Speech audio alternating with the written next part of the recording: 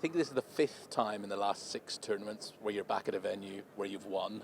So it must be nice that keeps happening. Yeah, that is nice that it keeps happening. It either tells me that I'm doing something right or I'm just getting old. Yeah, right. One or the other. But yeah, it's not, it's always nice coming back to venues where you've got good memories, whether it be winning or, competing against people, or, I came here as a kid and watched the World Match Play and watched Tiger and O'Meara and Sergio and Monty and, all of like the greats of European and I guess worldwide golf. Ernie winning the match play here a few times, but yeah, great memories coming back to Wentworth. And I finished second to Shane here last year. I keep saying to him though, if that tournament was 4 rounds, I would have caught him. So Still don't know how that putt missing it. I know, I don't know either, but we'll give it to him. He was happy, but yeah, excited to get back to a place that I've fallen in and out of love with over the years in terms of the golf course. But it's once you get comfortable on the golf course and feel like,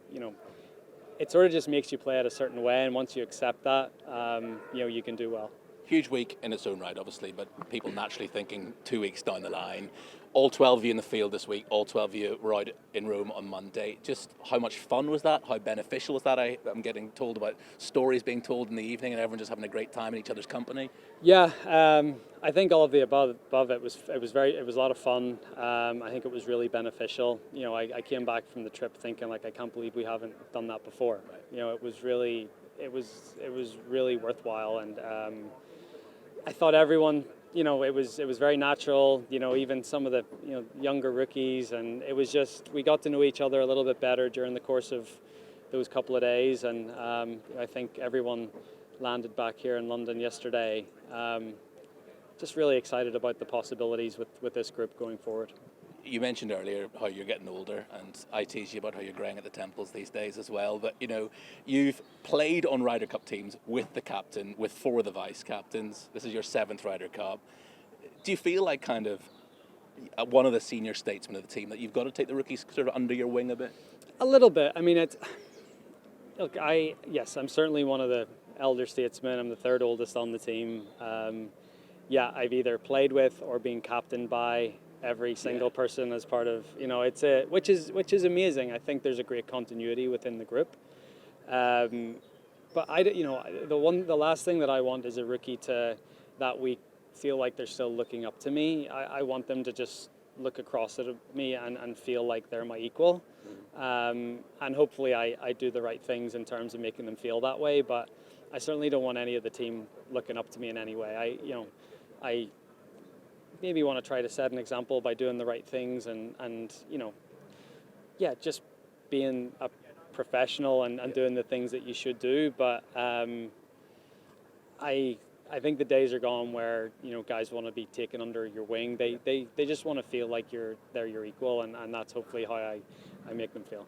Just finally, sort of slightly off topic, but you know what it's like when you're an extremely high profile sportsman. You're in the spotlight.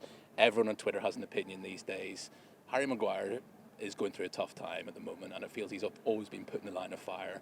Just how difficult is that? And it's impossible not to feel a bit sorry for him. Absolutely. I'm sure Harry wakes up every morning, goes to work and tries his best, just like we all do, right? And